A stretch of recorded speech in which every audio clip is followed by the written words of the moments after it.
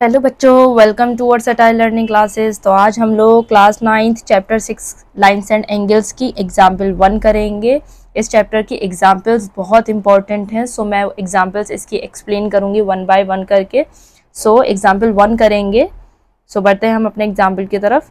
और इसके अलावा भी आपको कुछ और पूछना हो, डाउट हो, सो आप कमेंट सेक्शन में करके बता सकते हैं मुझे कि आपको किस पर वीडियो चाहिए। एंड चैनल को लाइक शेयर सब्सक्राइब करना ना भूलिएगा। तो चलिए एग्जाम्पल 1 की तरफ बढ़ते हैं। इन फिगर 6.9, बेसिकली ये मेरी 6.9 है। Lines PQ and RS intersect each other at point O if angle POR ratio angle ROQ is equals to 5:7। Find all angles. सारे एंगल बताने हैं और दो एंगल का रेशियो हमें दिया हुआ है। POR बेसिकली ये वाला एंगल एंड ROQ बेसिकली ये वाला एंगल। इन दोनों एंगल्स का रेशियो दिया हुआ है। तो सबसे पहले अगर मैं देखूं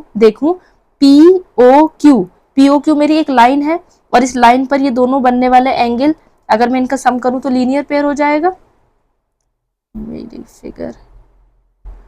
सो बेसिकली मैं क्या लिख सकती हूँ यहाँ पर, मैं लिख सकती हूँ angle POR plus angle ROQ is equals to 180 degree. ठीक है, और यहाँ पर आगे लिख दूंगी लीनियर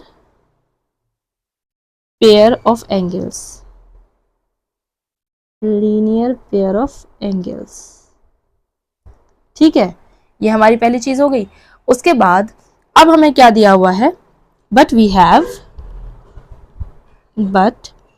हमारे पास क्या गिवन है, angle POR is to angle ROQ which is equals to 5:7। अब मुझे क्या करना है, मुझे POR अलग से निकालना है और ROQ अलग से निकालना है। जब भी आपको रेशियो वाली कंडीशन दी हो तो आपको क्या करना है, देखिए सबसे पहले मुझे एंगल POR निकालना है सपोज।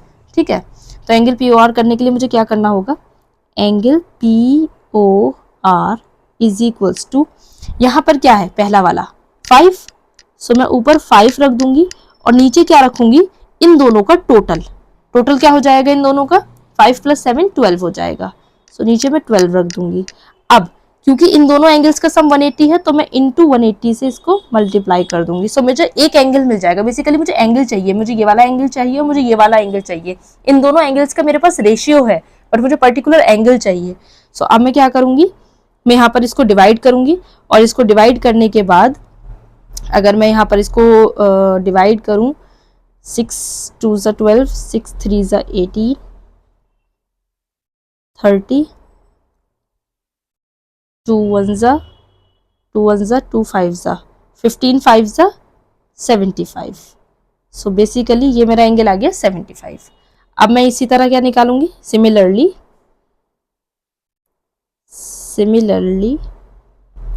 अच्छा, ये छोटे छोटे वर्ड्स लिखने बहुत ज़रूरी हैं जब आप लाइन्स एंड एंगल्स के क्वेश्चंस करेंगे ज्योमेट्री के इस टाइप के। ठीक है, सो सिमिलरली अब मैं क्या निकालूंगी, angle ROQ which is equals to, अब ROQ सेकंड वाला एंगल है ये यहाँ पर, तो ये यहाँ पर सेकंड देखेंगे 7 है और नीचे क्या लिखेंगे, दोनों का टोटल 12 इंटू 180। ठीक है, सो 12 से इसको कट करेंगे, सो बेसिकली ये 15 आ जाएगा यहाँ पर, और 15 इंटू 7 हमारा क्या होता है, 105 डिग्री। ठीक है, मेरे पास एंगल POR भी आ गया, मेरे पास एंगल ROQ आ गया। नाउ मुझे चारों एंगल निकालने, मुझे उन्होंने क्या कहा है, फाइंड ऑल एंगल्स, चारों एंगल निकालने। अब अगर मैं देखूं तो एंगल POR के अपोजिट ये वाला एंगल है, ये दोनों एक दूसरे के अपोजिट है। वेट, मैं इसको रब कर देती हूँ। इस एंगल के अपोजिट ये एंगल है, तो POR की वैल्यू जो होगी, POR मैंने 75 निकाला है तो ये भी 75 हो जाएगा। और इसके अपोजिट ये एंगल है, अगर ये मैंने 105 निकाला है तो ये भी 105 हो जाएगा। ठीक है, वर्टिकली अपोजिट एंगल से। तो यहाँ पर हम क्या लिखेंगे, now angle POS is equals to, angle POS किसके बराबर है, एंगल ROQ।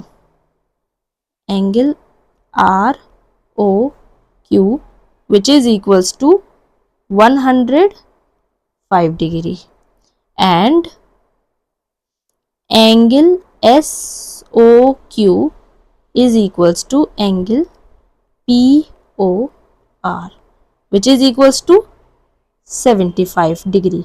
और इनके आगे ब्रैकेट में हम लिख देंगे, ये आपस में बराबर क्यों है, क्योंकि वर्टिकली अपोजिट एंगल है, वर्टिकली अपोजिट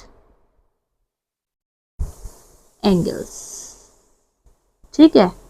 और नीचे वाले में भी, और ये सब बातें लिखना बहुत जरूरी है। अगर आप एग्जाम में ये सब बातें नहीं लिख कर आएंगे तो टीचर आपके मार्क्स काटेंगे, ठीक है। सो आपके मार्क्स कट जाएंगे। ये सब चीजें लिखना जरूरी है, कहाँ पर लीनियर पेयर बन रहा है, कहाँ पर हमने लीनियर पेयर यूज करा है, कहाँ पर हमने वर्टिकली अपोजिट यूज करा है। सो बेसिकली इसी के साथ हमारा ये एग्जाम्पल 1 खत्म होता है। सो इसके अलावा कोई और आपको पूछना हो तो आप मुझे कमेंट में करके ज़रूर बताइएगा। थैंक यू सो मच बच्चों, मिलते हैं नेक्स्ट वीडियो में।